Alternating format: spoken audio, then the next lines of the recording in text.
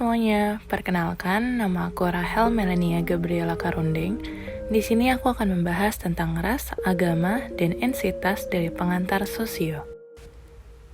Kenapa di Indonesia ada ras dan etnik atau suku bangsa? Negara bangsa atau nation state dan masyarakat yang tersebar di belahan dunia, hampir keseluruhan masyarakatnya bercorak heterogen, yang diwarnai keberagaman suku atau etnis, agama, dan ras. Demikian masyarakat Indonesia adalah kenyataan yang tidak bisa dibantah. Penduduk yang menghuni Kepulauan Nusantara ini sudah sejak berabad-abad lalu beragam dari sisi etnik atau kultural, agama, dan ras. Yuk kita pelajari lebih dalam lagi ya. Pertama, kita akan membahas tentang ras. Ras adalah orang-orang yang dikategorikan ke dalam suatu kelompok karena mereka memiliki ciri-ciri biologis yang sama. Ciri-ciri biologis itu bisa nampak dalam warna kulit, jenis rambut, bentuk muka, bentuk tubuh, dan lain sebagainya. Dalam abad 19, para ahli biologis membedakan penduduk dunia atas 3 ras yang besar, yakni ras Chaucausus atau kulit putih, ras Negroid atau kulit hitam rambut keriting, dan ras Mongoloid atau kulit kuning atau sawo matang dengan mata sipit. Berkenan akselerasi perkembangan ilmu pengetahuan dan teknologi informasi dan transformasi sampai pada pernyataan dari para ilmuwan bahwa sudah tidak ada satu ras yang murni di dunia ini, karena semuanya sudah bercampur atau proses eksogami terjadi. Pada mulanya, perbedaan fisik antar manusia dihubungkan dengan geografis. Akan tetapi, sesudah ribuan tahun manusia sering melakukan perkawinan campur sehingga berpindah dari satu tempat ke tempat yang lain. Maka, karakteristik genetik yang pada mulanya khas untuk wilayah tertentu juga kemajuan transportasi telah menyebar ke wilayah lain. Hal ini terutama terjadi di wilayah yang banyak terjadi pertemuan antar bangsa, seperti Timur Tengah, penduduk yang hidup terisolasi, seperti orang-orang Jepang atau Cina, sangat kecil kemungkinan untuk terjadi variasi genetik. Tetapi, tidak ada ras yang tidak tercampur secara genetik. Maka, khas dari masing-masing ras tidak lagi bersifat murni. Kenyataan-kenyataan biologi seperti ini, bentuk tubuh atau warna kulit sama sekali tidak berhubungan dengan kualitas-kualitas kemanusiaan, seperti kemampuan intelektual atau kematangan emosional. Para ilmuwan akhirnya mulai berpikir bahwa ras adalah suatu konstruksi sosial, suatu paham yang orang percaya adalah suatu kenyataan objektif, tetapi sebetulnya mendapat kepercayaan karena fungsi sosialnya. Oleh karena itu, paradigma atau ras yang digunakan dalam berbagai disiplin menekan dengan cara yang beraneka pada sifat biologis atau pada segi konstruk sosial. Etnik atau suku bangsa. Etnik atau suku bangsa adalah orang-orang yang dikategorikan ke dalam satu kelompok karena mereka menghayati budaya yang sama. Suku bangsa merupakan suatu golongan manusia yang terikat oleh kesadaran dan identitas akan kesatuan kebudayaan. Suku bangsa merupakan gabungan sosial yang dibedakan dari golongan-golongan sosial karena mempunyai ciri-ciri paling mendasar dan umum berkaitan dengan asal-usul dan tempat asal kebudayaan tersebut. Berdasarkan karakteristik budaya itu, orang bisa dibeda-bedakan dari satu kelompok dengan kelompok lainnya di dalam suatu populasi. Ras berhubungan dengan karakter biologis, sedangkan etnik berhubungan dengan karakteristik budaya. Namun, dalam kenyataannya, keduanya tidak dapat dipisahkan satu sama lain. Menurut Konjaraningrat, suku bangsa berarti sekelompok manusia yang memiliki kesatuan budaya dan terikat oleh kesadaran dan identitas tersebut. atau kesadaran dan identitas biasanya dikuatkan oleh kesatuan bahasa. Juga pengertian suku bangsa atau ethnic group, sering dalam makna yang agak berbeda-beda dan tidak selalu seragam.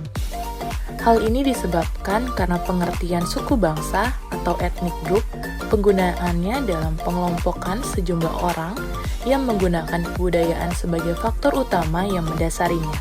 Sedangkan pengertian dan makna dari kebudayaan sendiri demikian luas dan terbuka. Walaupun demikian, beberapa ciri yang umum dan selalu muncul serta dilekatkan hampir pada setiap pengertian suku bangsa menurut Frederick Beth sebagai berikut. 1. Terdapatnya kesamaan bahasa atau paling tidak logat atau dialek. Kedua, terdapatnya kesamaan tata cara, adat istiadat, sikap, dan ukuran-ukuran yang diperoleh secara turun-temurun.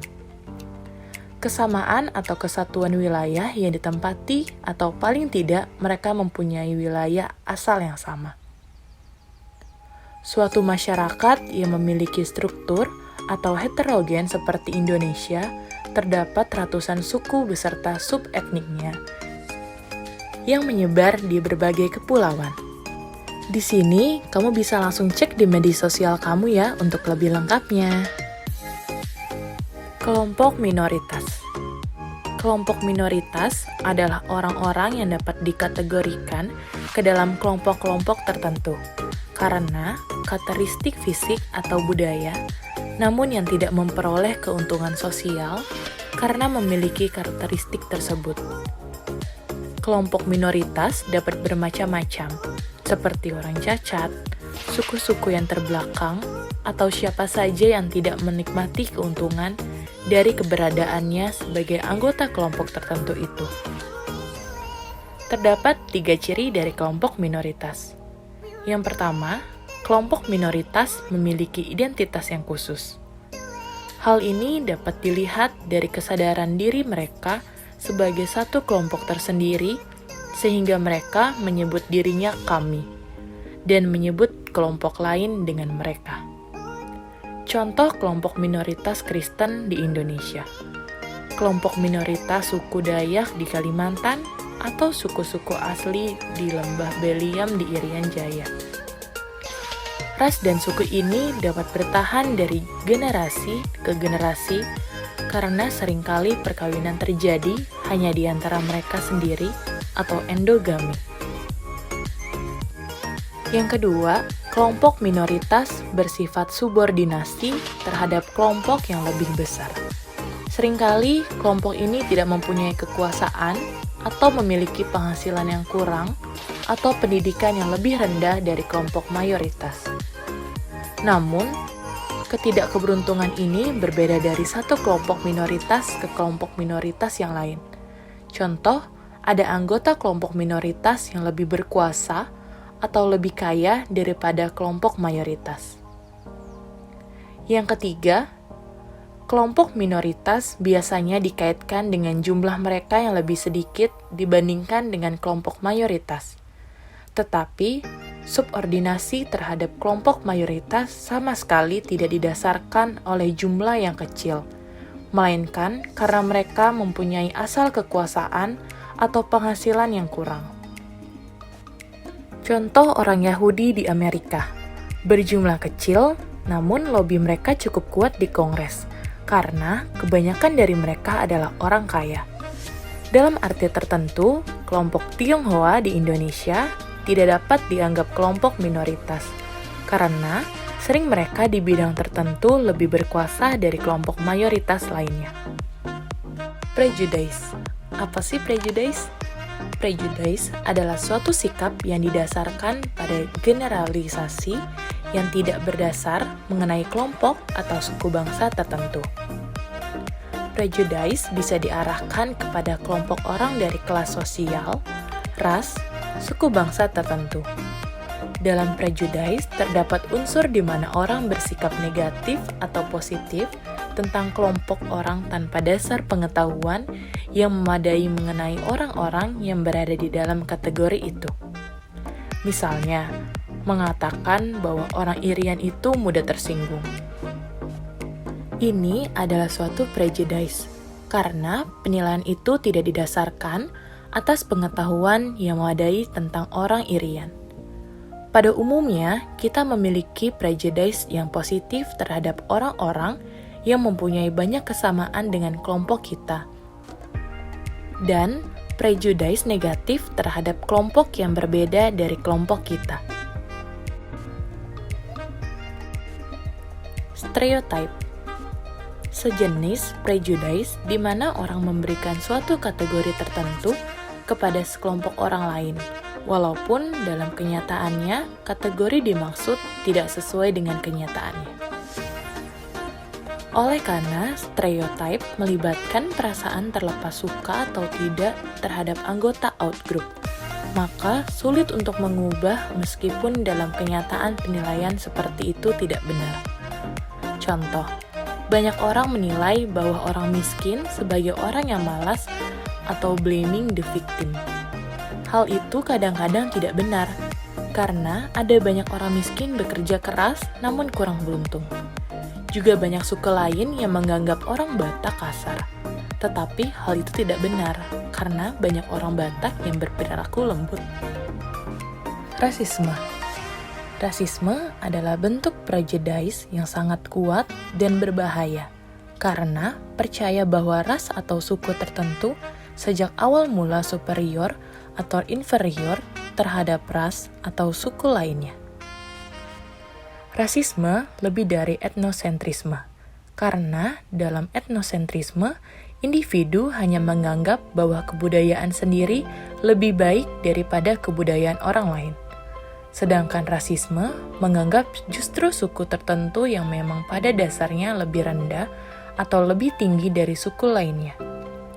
Misalnya, Nazi Jerman menganggap ras Arya adalah superior terhadap ras lainnya dan ditakdirkan untuk menguasai ras lainnya di dunia. Rasisme seperti ini menyebabkan mereka melakukan pembunuhan terhadap beberapa juta orang Yahudi yang dianggap lebih rendah dari ras Arya. Diskriminasi. Diskriminasi merupakan suatu sikap dan tindakan memperlakukan kelompok-kelompok lain secara berbeda-beda. Diskriminasi dapat bersifat positif, manakala memperlakukan itu membawa keuntungan kepada kelompok yang memperoleh. Menerima perlakuan diskriminatif itu. Tetapi, diskriminasi dapat pula bersifat negatif. Memperlakukan yang membawa kerugian bagi kelompok lain yang menerima perlakuan diskriminasi aktif itu. Diskriminasi memang telah terjadi di mana-mana. Di negara-negara berkembang seperti Indonesia, Malaysia, bahkan di negara-negara maju seperti Amerika Serikat dan Inggris. Ada berbagai diskriminasi karena warna kulit, jenis kelamin, suku, sampai diskriminasi karena agama, dan lain sebagainya. Diskriminasi merujuk kepada pelayan atau perlakuan yang tidak adil terhadap individu tertentu, di mana perlakuan ini dibuat berdasarkan kumpulan yang diwakili oleh individu yang lebih dominan. Diskriminasi menjadi salah satu hal biasa dijumpai dalam masyarakat, yang bertumpu pada kecenderungan manusia untuk membeda-bedakan dan berlaku dalam berbagai konteks. Dapat dilakukan oleh perorangan seperti contoh atasan atau seorang manajer, dalam institusi, perusahaan, atau bahkan oleh negara sendiri. Scapegoat Theory.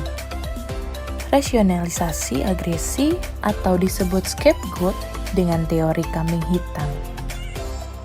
Agresi disebabkan karena rasa frustasi dan keadaan-keadaan lainnya yang kurang menyenangkan seperti sakit hati atau bosan.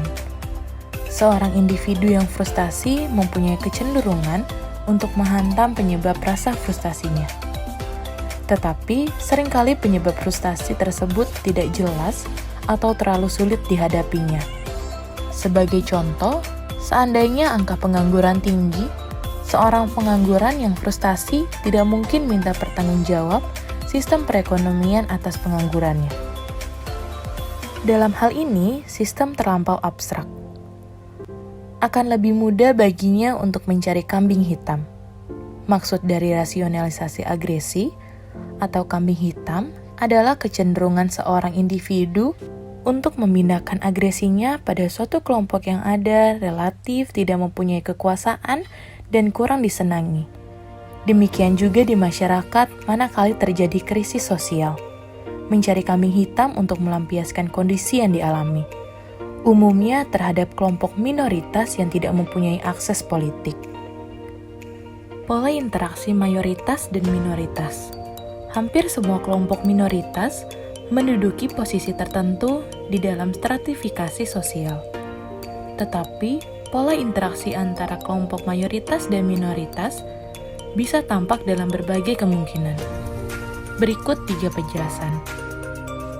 Yang pertama, pluralisme.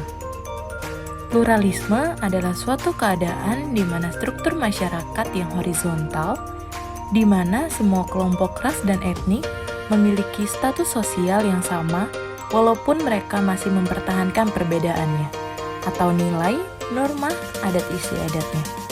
Dalam hal ini, kelompok minoritas mungkin masih mempertahankan kebiasaan-kebiasaan yang merupakan kebanggaan. Tetapi, hal itu tidak menjadi sebab untuk berprejudis atau diskriminasi. Karena itulah, pluralisme merupakan pola interaksi yang ideal antara kelompok mayoritas dan minoritas. Karena tidak mengandung konflik sosial. Hak itu bisa terjadi kalau semua kelompok minoritas di Indonesia diperlakukan secara sama dan mempunyai hak yang sama dengan kelompok mayoritas, walaupun mereka tetap mempertahankan hal-hal yang menjadi ciri-ciri khas minoritasnya. Yang kedua, segregasi. Segregasi merupakan pemisahan sekelompok orang dengan kategori tertentu secara fisik dan sosial. Walaupun seringkali kelompok ras dan etnis yang melakukan hal itu secara sukarela, namun ada juga segregasi yang dipaksakan oleh kelompok-kelompok yang lebih berkuasa. Segregasi itu berlaku untuk banyak aspek dalam kehidupan seperti tempat tinggal, sekolah, pekerjaan, rumah sakit, dan tempat pemakaman. Interaksi antar kelompok mayoritas dan minoritas dalam segregasi ini bersifat tidak seimbang. Kelompok mayoritas bersifat superior terhadap kelompok minoritas. Segregasi selalu menimbulkan kerugian untuk kelompok minoritas. Yang ketiga, genokida. Genokida adalah penggunaan kekerasan oleh sekelompok orang yang dalam usaha untuk melenyapkan ras atau suku tertentu. Ini merupakan bentuk yang paling ekstrim dan rasisme dan etnosentrisme yang sama sekali tidak memperdulikan standar moral dan peri kemanusiaan. Sebagai contoh yang dilakukan orang-orang Eropa terhadap penduduk asli Amerika. Pada abad 20, Nazi melakukan geokoda terhadap orang-orang Yahudi. Juga terjadi di Kosovo, Timor Timur, dan Afrika. Pola hubungan mayoritas, minoritas, dan pemberdayaan. Masyarakat Indonesia pada dasarnya merupakan masyarakat plural atau multi-etnis yang mencakup lebih dari 360 kelompok etnis, setara dengan banyaknya variasi bahasa yang mereka pakai. Sejak bangsa Indonesia merdeka pada tahun 1945, dasar negara Pancasila dengan moto Bhinneka Tunggal Ika berbeda-beda namun satu juga. Secara teoritis, menjamin persamaan hak setiap kelompok etnis untuk mengembangkan nilai budaya masing-masing. Juga menjamin persamaan hak setiap kelompok etnis untuk hidup berdampingan dalam sebuah negara kesatuan. Perbedaan kelompok, baik yang besar maupun yang kecil, hendaknya dapat disinergikan bagi kepentingan bangsa. Sudah tentu pemerintah dapat bertoleransi dan menerima semua golongan tanpa dibayangi oleh perbedaan suku, agama, dan ras. Semua komponen bangsa hendaknya digalang, disinergikan ke arah persatuan dan kesatuan bangsa, bukan perpecahan. Jadilah masyarakat yang menerima dan menghargai keberagaman yang ada di Indonesia ini. Demikian penjelasan dan pembahasan yang bisa saya sampaikan. Terima kasih, saya Rahel Melenia Gabriela Karunde untuk tugas pengantar sosio dari Universitas Nasional.